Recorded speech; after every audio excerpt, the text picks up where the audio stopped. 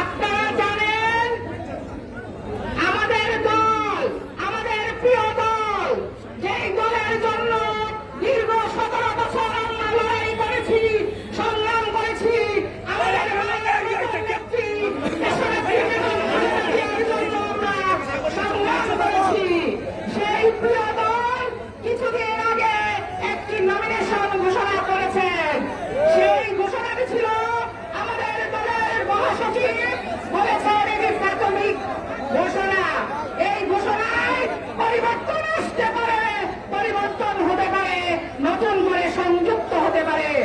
প্রিয় ভাইয়েরা আমার, যেই চা শ্রমিকেরা চুনারঘাটে 17টি চা বাগানে আছেন, মাধবপুরের 5টি চা বাগানে আছেন, 71 সালের মুক্তিযুদ্ধে শহীদ রাষ্ট্রপতি জিয়াউর রহমান যখন মুক্তিযুদ্ধ করেছিলেন তখন পাখানাদার বাহিনী প্রায় 27 জন চা শ্রমিককে গুলি করে হত্যা করেছিল।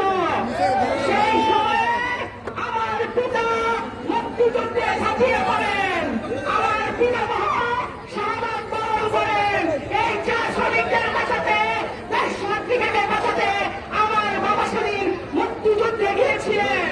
আর আমি, আপনারা সকলে জানেন, এই দলের পতাকা উঠতে তুলে ধরতে যে নানা নির্যাতনের শিকার হয়েছি, আমাকে গাড়ি থেকে ফেলে দেওয়া হয়েছিল, সেদিন আমি মৃত্যুবরণ করতে পারতাম।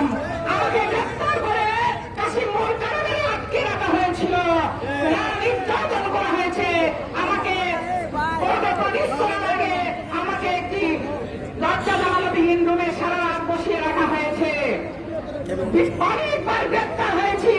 আমার নেতা কর্মীরা যারা এখানে আছেন অনেকেই মামলার শিকার হয়েছেন, জেল কেটেছেন, তাদের সকলকে আমি সেলুট জানাই যারা এখনো দলের পতাকা ঊর্ধ্বে তুলে ধরে রেখেছেন। আপনাদের উদ্দেশ্যে আমি একটি কথা বলতে চাই, এই দলের পতাকা ঊর্ধ্বে তুলে ধরে রাখতে যে আমাকে জেল খাটতে হয়েছে।